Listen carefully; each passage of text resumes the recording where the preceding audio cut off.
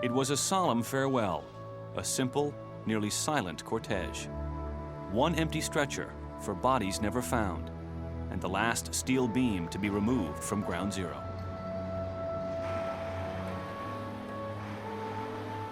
Detail, present, Holmes!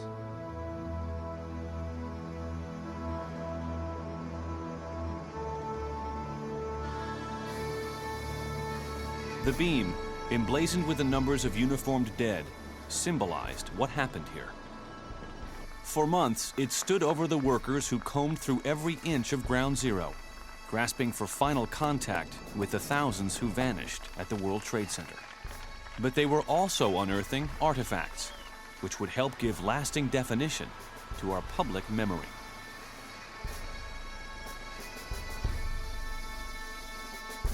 Can a mere object evoke an act of war or the murder of thousands?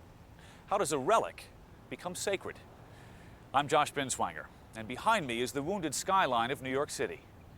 None of us can ever forget what transpired on September 11th, but how will children who have yet to be born come to understand the events of that day? What item will make the horror resonate with them? Throughout our history, we have found resonance in symbols. At Pearl Harbor, it's the turret of a sunken battleship. At Gettysburg, the cemetery dedicated by President Abraham Lincoln. On the moon, it is a footprint that represents a giant leap for mankind. This is the story of the quest to find relics from the rubble of September 11th.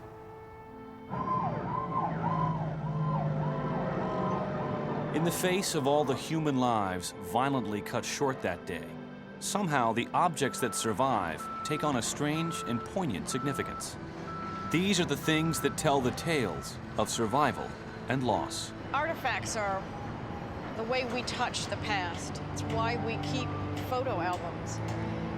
It's how we hold our memories. There's the squeegee holder that cut through layers of wall to save the lives of 6 men. There was 3 sheets of drywall, 1-inch thick. A briefcase that landed virtually intact. It fell 103 stories and landed 2 blocks away. Things that turned up in the rubble paint a sad picture of life interrupted. Like the lady's car that had, her husband's birthday was on the 11th, and he died. And we opened her car up here in this area, and there was a birthday present wrapped in the trunk. This is a window blind, an ordinary window blind that has been twisted so grotesquely by the force of the blowing out of the World Trade Center when the North Tower exploded. What survived and what didn't became an unfolding mystery as the debris was cleared away. I haven't seen a door, I haven't seen a phone, I haven't seen a computer, I haven't seen a doorknob. There were rumors about objects that would never turn up. One construction worker said that he had in his hands a box full of menus and dishes from windows on the world. And a sad reminder of an earlier attack and the lives it claimed here. From tiny items, like these incinerated eyeglasses, to 40-ton fragments of the tower's structural steel, these are the things that can be touched by future generations to help them understand what happened here.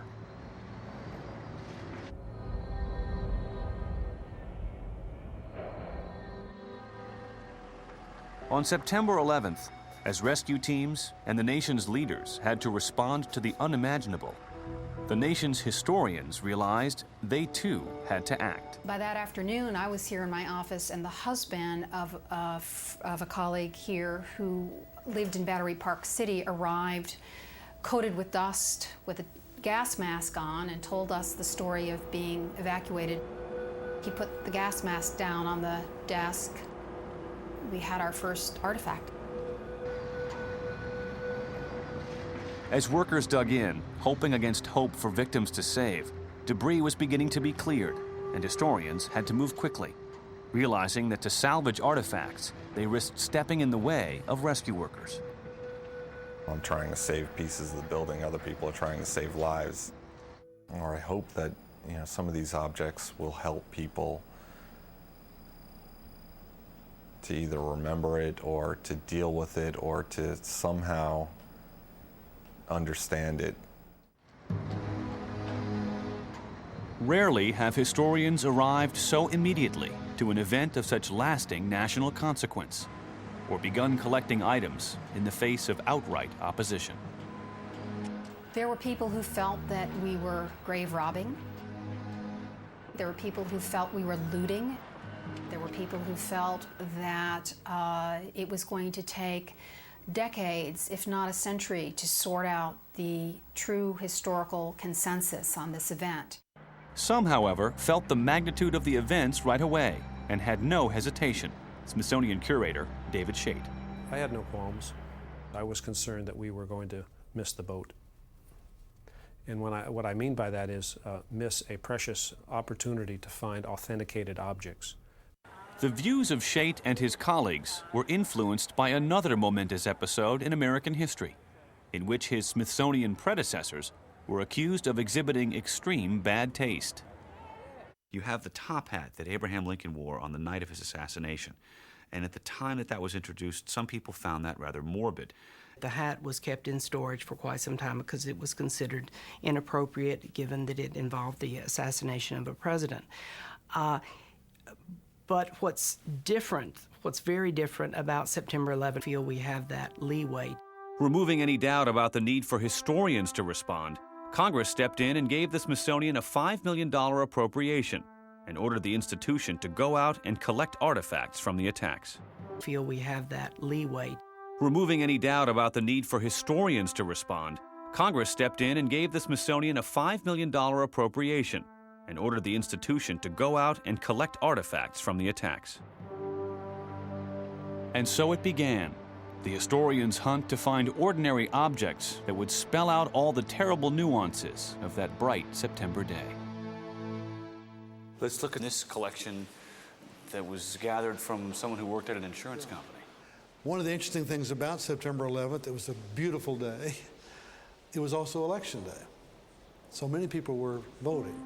Hillary North of Aon Insurance decided to vote that morning, a decision that may have saved her life. And what this collection of really Post-it notes with Aon on them represent is her sitting by her telephone for the next 5 days and recreating from memory the people she had worked with, her office, and writing them down to say, well, we can read some names right here, where she would say, Sean Chin, not found. Donna Gordano, not found. Or over here, somebody else is missing. Wanda Hernandez is okay. Wendy White is okay.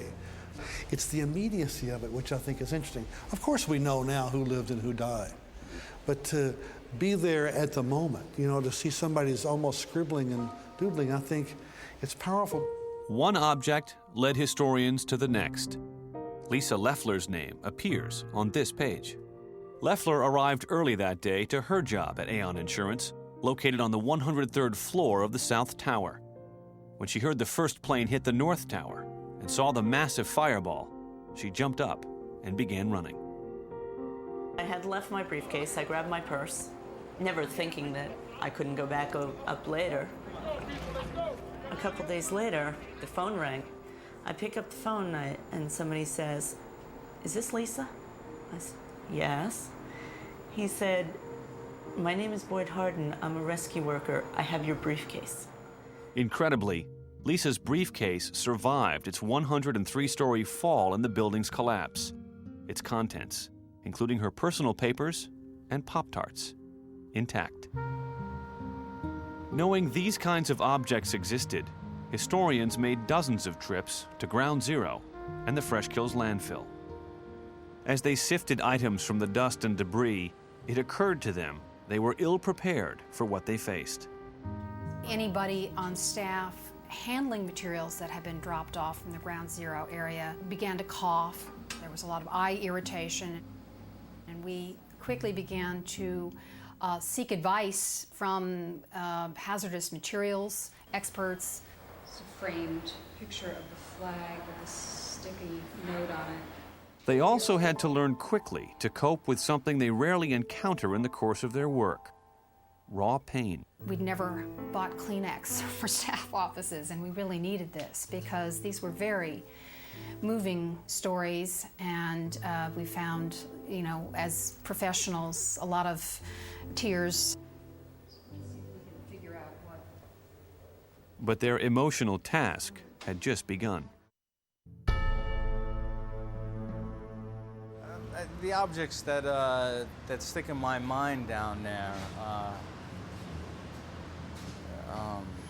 one is the buckets and the bucket brigade. The buckets that civilians, firefighters, everybody used to get that rubble out. For such a large operation, it was handled with such a small item as a bucket. And it just, I don't know, I just thought the irony of it was kind of strange. A bucket. All of a sudden you just heard the loudest sound I've ever heard in my life. And got about 10 steps when I got blown across the lobby, and that's when I lost my tools, my Halligan and my axe. And then just the other day, the Halligan was returned, was found at the landfill, and was returned here on Tuesday. This is one of the axes that our guys carried in on the 11th. It was found the next day. This case here, two firemen from Half Moon Bay company in San Francisco came, and they helped us out with a few things here, and they actually made this case and got all the pictures of all members here, and had the axe in here for us. You know, something that one of our guys had with him at that time, you know, and it kind of gave hope, but instead it's still here. The axe is still here, and memories of them will always be here.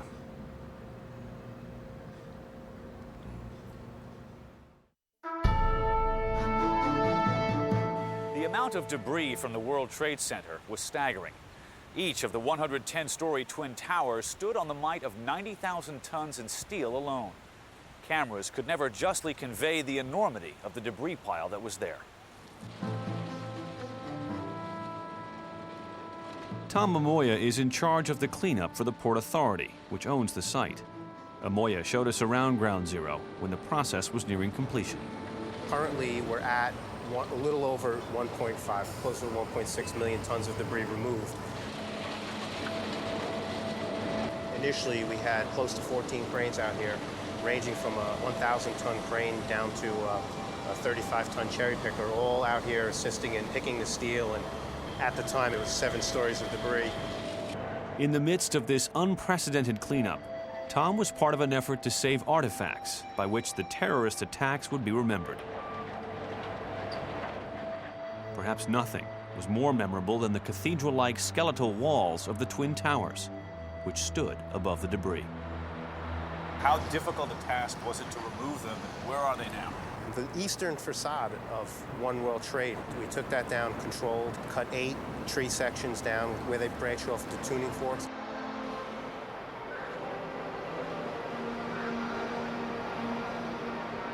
We cut them into manageable pieces, approximately 40 to 50-ton sections, and trucked them out to Kennedy Airport where they are now.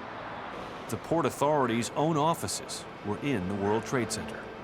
Devastated by losses, the agency needed outside help to save artifacts from Ground Zero and called upon architect Bart Vorsanger. It's a little bit as if your house is burning down and you go back and you decide what you want to save. You have a very limited amount of time. What are the things that are most valuable to us? The Vorsanger team was granted exclusive access to collect items from Ground Zero. Their task, to uncover objects and symbols which will resonate for future generations. What remained of the building's world-renowned sculptures, archaeological artifacts, and private treasures was a mystery. The architects set out to find telling fragments. Some of the objects that struck them profoundly were the mangled columns and beams, which illustrated the violent force of the tower's collapse. And what was critical, because there was such chaos going on, that we had to precisely locate the objects we wanted and give them a modus operandi to the people down there. Vorsanger pulled in one of his young associates, Mark Wagner, to help sort through the destruction downtown. They could make an educated guess at what might be in the rubble, but there was only one way to find out for sure. I remember being nervous in the cab on the way down because I just didn't know what I was going to see or what to expect.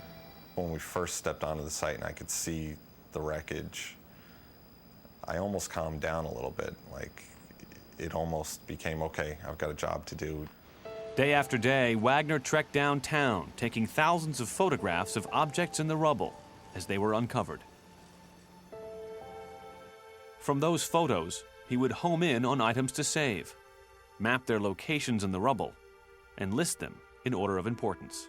We had to somehow tell people in the middle of this chaos, all this debris, we had to somehow indicate what piece we were really looking at. You can't just say the steel beam on the corner of Church and Liberty until you take a large shot like this.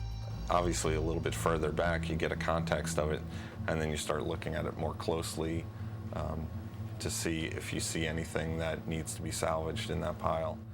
What's come up in conversation is that one box column from Tower 2 that you have the American flag attached to. Vorsanger would like that as well, to go out to the airport for a future memorial. Bring them home! Bring them home! Bring them home! Emotions at Ground Zero were at a boiling point. And Wagner felt himself treading on sacred ground. In the first days, the emotions were really high.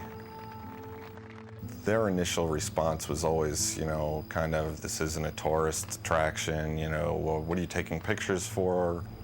A few minutes of my explaining who I was and what I was trying to do, they understood, and it almost became, well, come take a look at this, let me show you something. But Wagner brought to the job a very personal connection to the men in uniform. My brother is a New York City police officer. Wagner knew his brother David was all right and had been assigned to the recovery effort at Ground Zero, but he had not spoken with him since before the 11th. I hadn't actually spoken to him, and when I got down on site was the first time I had seen him or heard from him, and we just happened to run into each other. He was digging on the pile, and I saw him out there and started calling his name, and him and his partner came over and to see him, and just to know for sure that everything was okay was a huge relief.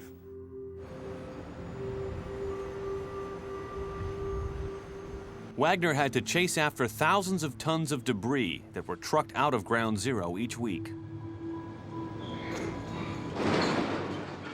The beams that were tagged to be saved were loaded onto flatbed trucks and shipped back through Manhattan to JFK Airport in Queens. The thickness of the steel is so heavy that you can only put 2 beams on at a time on each vehicle because it was breaking the trailers. They were so heavy. I find it a little haunting because there's still blood on that steel.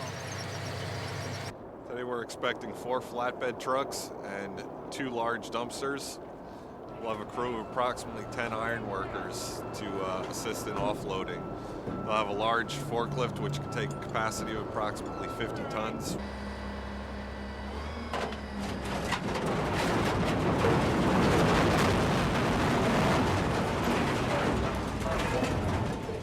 The steel arrived at JFK Airport, where it was wrapped, archived by the Vorsanger team, and stored. Eventually, it will be distributed to museums. Put it on top of the plastic tarp and wrap it up to try and protect it from the elements, the rain. Not that it already hasn't been through enough, but we don't want it to deteriorate any more than it already has. This 8-ton steel I-beam is 6 inches thick. It was selected to be preserved for future generations for the near-perfect horseshoe-like bend formed during the collapse. I found it hard to believe that it actually bent because of the size of it and how there's no cracks in the iron. It bent without almost a single crack in it. It takes thousands of degrees to bend steel like this. Typically you'd have buckling and tearing on the tension side, but there's no buckling at all.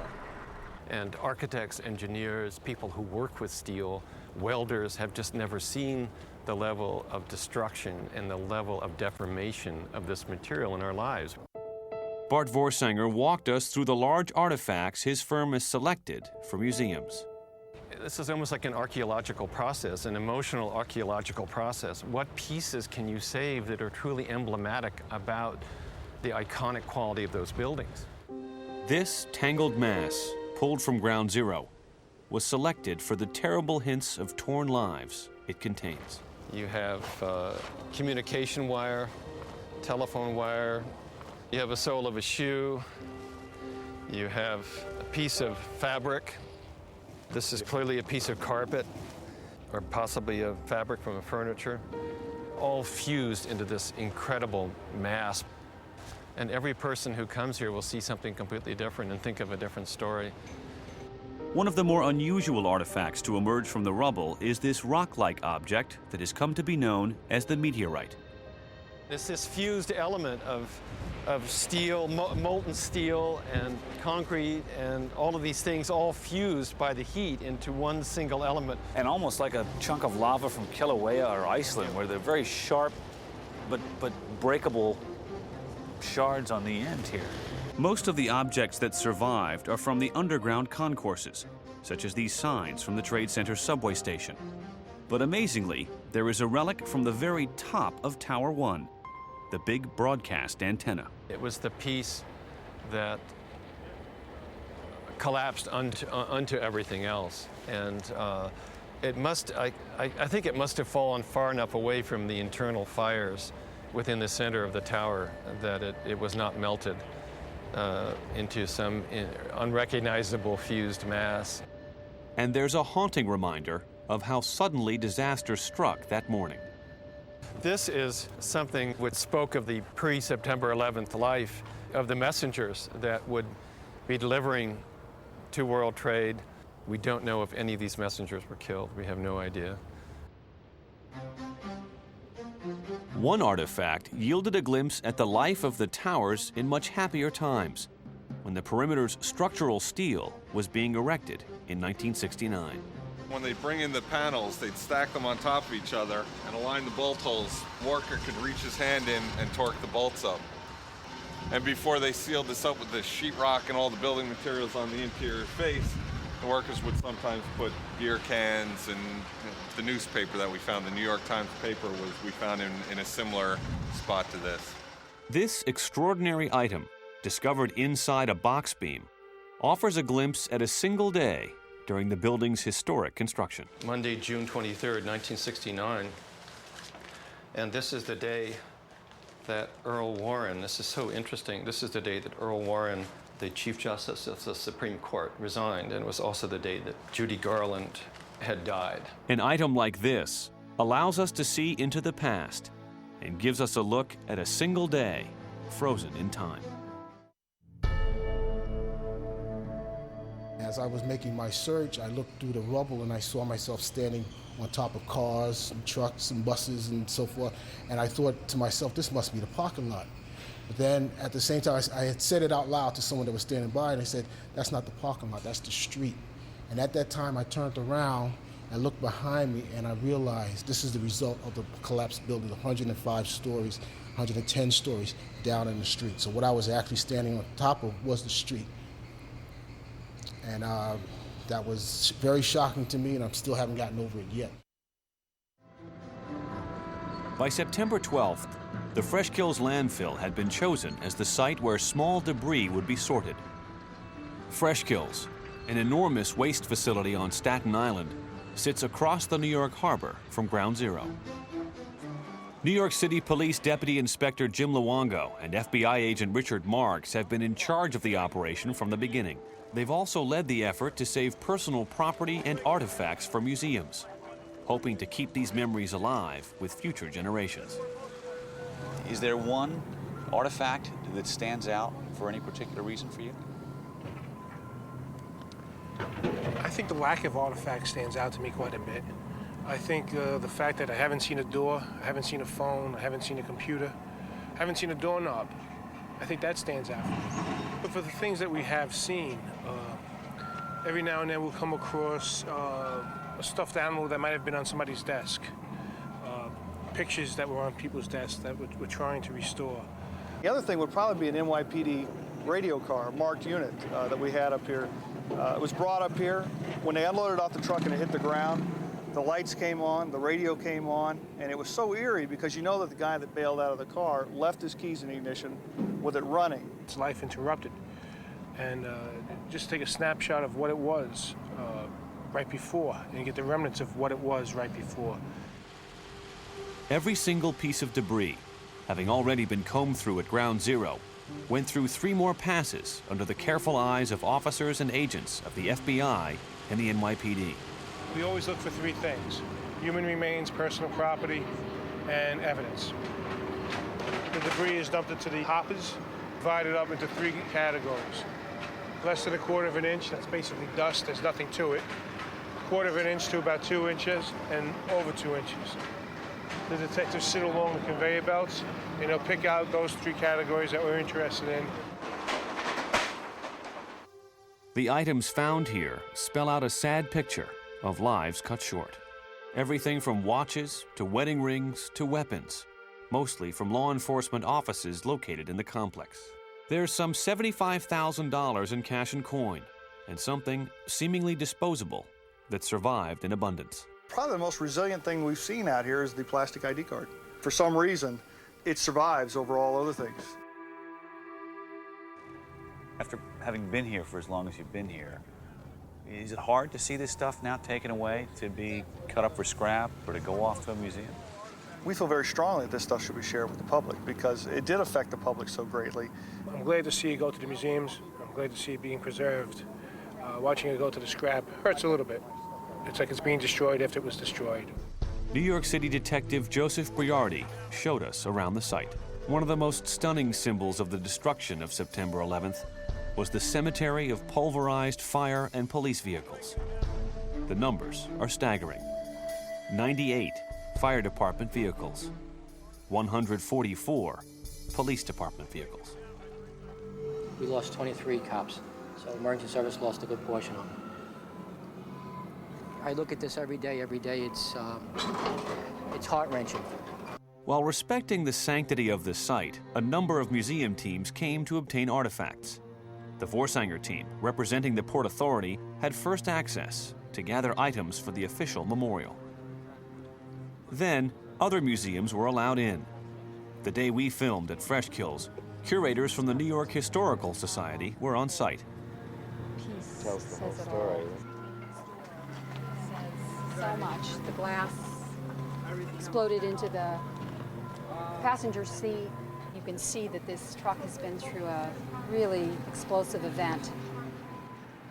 For firefighters, one of the most significant symbols on a vehicle is the door, because that is where a company's or squad's insignia is located.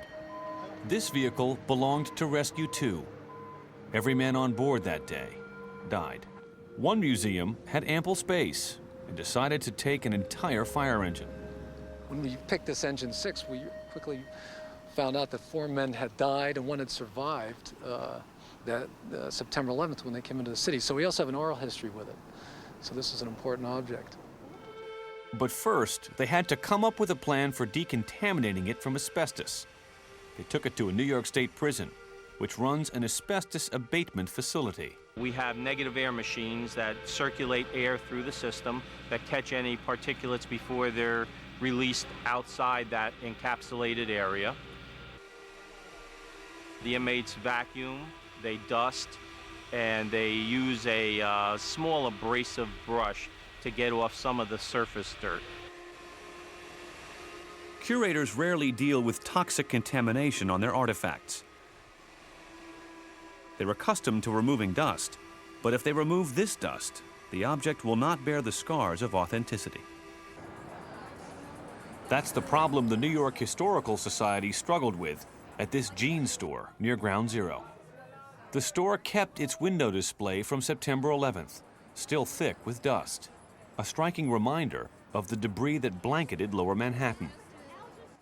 But bringing it into a museum creates a host of problems. If this is going to be hazardous to our existing museum collections, is this hazardous to our museum environment? Is this hazardous to the visitors who come to see?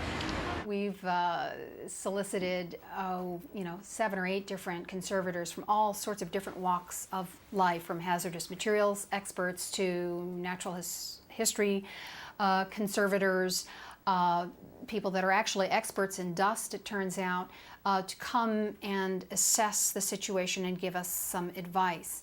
Another delicate dilemma curators faced was how to persuade survivors to part with personal objects from the World Trade Center, such as Lisa Leffler's briefcase. Basically, it came down to having 3 choices. I could keep it, and then my kids, my family would benefit from seeing it. I could sell it on eBay, because people always buy all sorts of weird stuff. Or I could donate it somewhere where a lot of people can see it, and it would be more of a remembrance of all my friends than anything else. So I decided to do it. Another survivor walked away with a seemingly ordinary object that saved his life. Just after the first plane hit Tower 1, window washer Jan Demcher and 5 other men were trapped inside an express elevator. They forced the elevator doors open, only to find a wall. We started kicking in the first, and 2 men was kicking, and we can break it. I look into my bucket, and I see the screws in my bucket, and I grab it, pull out the rubber, and start digging. To Demcher and his fellow passengers, that brass squeegee holder became a godsend. They escaped the building just minutes before it collapsed. Had the express elevator been 5 floors higher, they would not have gotten out in time. It's important for us because it is an escape tool, a tool of survival. With persistence and good detective work, David Shate also tracked down some of the precious few items from windows on the world. This is from a woman who was a greeter on the 78th floor of Tower 1. One of the 2 staff members of Windows on the World restaurant survived that day. They lost 73 employees, all because they were above the impact zone of that plane. Perhaps the most astonishing object Shate found is something there should have been thousands of. This one probably only survived because it was in the basement. It belonged to an ice cream store. I'd pretty much given up trying to find some sort of intact file cabinet.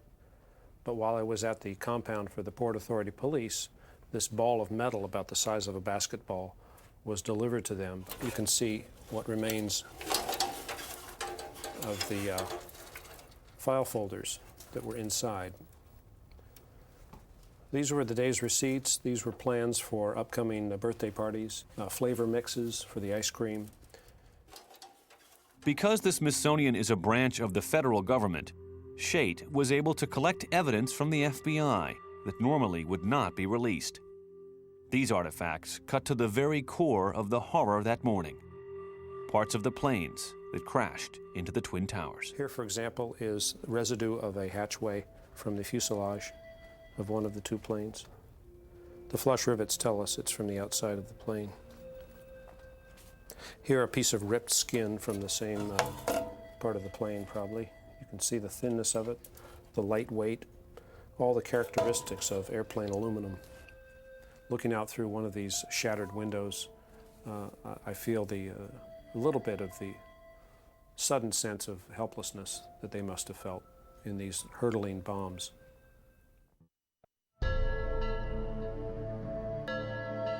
All I remember was the silence of the scene. It was extremely silent. I thought what I expected to see was nothing like what I actually did see. at the time of my arrival at the site. There wasn't much that you could say, you could describe. Everything was dust and metal. There was no typewriters, there was no chairs, there was no nothing. Everything had been crushed. I saw it too much, as a matter of fact, things that I'll never forget in my life. If I never see another artifact from the World Trade Center, that would be okay with me also. But it would be unfair for future generations to be cheated out of a piece of history. I remember seeing our apparatus. Our apparatus was absolutely crushed in the front. And by the time I got there, it was on fire. It was pretty devastating to see that, like symbolic of the whole company. We did salvage, this is a new truck now, we did salvage signs off the sides of the ladder.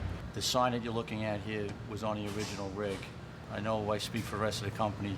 Having it on the aerial ladder is important to us. It's a remembrance of what happened down there, but it's also, I think, a way of keeping the spirit of the 12 guys from Ladder 3 and Battalion 6 alive. They were buildings New Yorkers looked up to in more ways than one. They were a center of commerce, a place to work, a tourist attraction, and a pedestrian compass. The World Trade Center was also home to some of the world's most invaluable treasures. The World Trade Center stood as a testament to boldness in human spirit. The architecture was born of soaring ambition and confidence in engineering.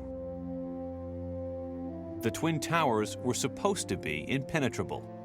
As such, they safeguarded gold and paper currency in the hundreds of millions, precious artifacts, and masterworks of art.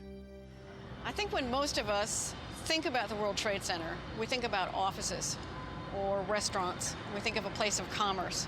But there was much more there. When teams of historians and engineers began searching, they had no idea what survived and what did not. In the chaos, rumors sprung up about discoveries seemingly too good to be true. We had read some article of a table full of clocks that had all stopped on or about, the time that the planes hit. And these clocks were supposed to be out of fresh kills, and there really wasn't anything like that. It was all just rumors. One lingering question was what happened to the gold? The Bank of Nova Scotia's vault held $200 million worth of gold and silver bars. It took months to reach it, and Tom Amoya was on site when the vault was finally located. It was amazing, really. The vault was fully intact, with the exception of the loss of power. When we came through and dropped power to it and the doors opened, security system went back on, the lights were on. It was like standing in a time warp. The hair on the back of your neck would stand up. It's just an eerie feeling. But there were other items that would never be found. Irreplaceable personal letters and papers from Helen Keller, as well as artifacts from two of New York's most important archaeological digs, the 5 Points neighborhood and the African burial ground.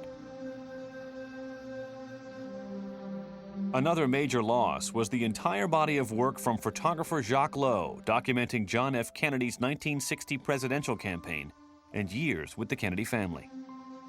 He had the gift of seeing John F. Kennedy and his family in a very personal way. The family was relaxed with him. So there are actually thousands of images that could give us insight into the family, as well as historical moments when Lowe was there and photographed the president that we've lost now and won't be able to see. Other historic treasures lost for good were from the Twin Towers' world-class art collection. Saul Winograd had the honor of selecting art for the World Trade Center when it was being built. In the aftermath of the disaster, he became an invaluable resource in helping find what was left. In keeping with the grandeur of the towers themselves, Winograd enlisted the most prominent artists of the day to create custom works for these ambitious buildings. Juan Miró, Louise Nevelson, and Alexander Calder. This is what we had prepared for the people working at the site when we wanted them to look for the Calder, and we did this for each of the artworks here. The Port Authority's archives were decimated in the Twin Tower collapse, leaving Winograd with the only surviving map of where the public art was located in the buildings. So this, in a sense, served as almost like a treasure map. Exactly. We put together a schematic. As a result of that, we did find some portion of the Calder, which was at 7 World Trade Center. All the public art was destroyed, with the single exception of the Fritz Koenig sphere, seen here in the middle of what would have been the main plaza. There was all sorts of debris, and the top had been seared off. I was really devastated by it. I was devastated by everything that I saw. The sphere weighed 20 tons and was brought to nearby Battery Park, where it was displayed as a memorial. Throughout history, art has served to memorialize the dead. Sculptor Ellen Zimmerman designed the memorial for the victims of the 1993 World Trade Center bombing. It was created to ensure there would be a permanent place to mourn those history might not otherwise remember. The piece was meant to sit exactly over the spot where the bomb had gone off. The names of the 6 who died in 1993 were etched in red granite around a flowing fountain in the main plaza. The memorial was destroyed on September 11th, and the families of the 1993 victims feared their story too would be lost. Do you feel like people forgot about 93? I think they did. Only now I think they're starting to wake up. Now that they've publicized it on television and all, I think now they're coming around and saying, yes, let's see what we do for 93 people. I hope they do something. This was like a terrible double loss for the families that had lost their loved ones in '93. But in December, a poignant discovery was made. A piece of red granite engraved with the name John for John DiGiovanni, one of the 6 victims of the 1993 attack. The only fragment of the 1993 memorial had been found.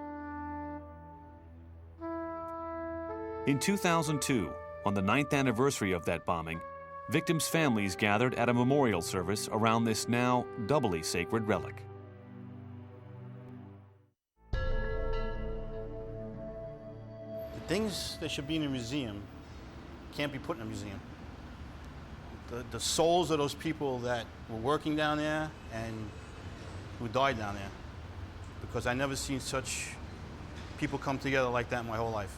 It was just amazing to see all those people working down here. If you could find a way to put that in a museum, that would be the thing to do. One World Trade Center relic that many Americans are familiar with was featured on the cover of Newsweek magazine.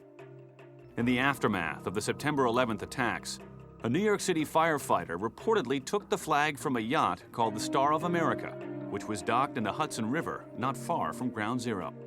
The flag still smelled of smoke when it was transferred and raised aboard the USS Theodore Roosevelt, an aircraft carrier bound for Afghanistan. On September 11th, pain and sympathy filled the streets of New York City. Thousands of photocopies appeared with names and faces of the missing. Clusters of candles were placed on corners, in windows, and on doorsteps. And the city's parks were filled with mourners. This collective outpouring of grief may in and of itself become the lasting symbol of the nation's tragedy. 100 years from now, people are going to find almost as much power in it as we do now. The death of each one of those people reverberated through so many thousands of other people and have changed and diminished their lives in ways that they will never completely recover from. Immediately, New Yorkers flocked to donate blood and volunteer. At Ground Zero, an intense brotherhood developed among those working side by side. It's heart-wrenching. I've been here every day for months, you know, and the people, I can't imagine not seeing them again, you know? Those who witnessed what happened at Ground Zero left with a permanent memory, greater in value than any artifact that may have been retrieved. The way people were interacting, the way everyone was helping each other, the guy that offered me a hot meal, all the different things that were going on down there are so much more important than individual objects for me. This historic chapel, St. Paul's in Lower Manhattan, has borne witness to moments in our nation's history. Its parishioners saved it from the Great Fire of 1776, and President George Washington knelt here in prayer after his inauguration in 1789. Now, it has a new story. When the towers fell, this little chapel stood firm, and just days after the 11th, it opened its doors to become one of the many sanctuaries for rescue workers downtown. The outpouring of love has far surpassed the hatred of September the 11th. Lawyers from principal law firms in this city were serving coffee and giving aspirin to the police officers, to construction workers. It has been so extraordinary. As part of their efforts to capture the story of compassion and caretaking here, historians have come calling. Here are some of the bins of supplies that were donated from all over the world. Bandages and dog biscuits and Band-Aids and so forth. We're talking about people, communities that were lost on September 11th, and we're also talking about communities that were created as a result of September 11th. Well-wishers left mementos of sympathy and concern, blanketing the fence around St. Paul's. But there is one item the clergy asked curators not to take: a cane, hand-delivered by an elderly woman. She'd heard that a man working in Ground Zero had hurt his leg. She got on the subway in the South Bronx and came all the way down to southern Manhattan, talked her way through the police lines, which at that time was no small feat, came into St. Paul's Chapel and gave us her own cane. And then she hobbled off.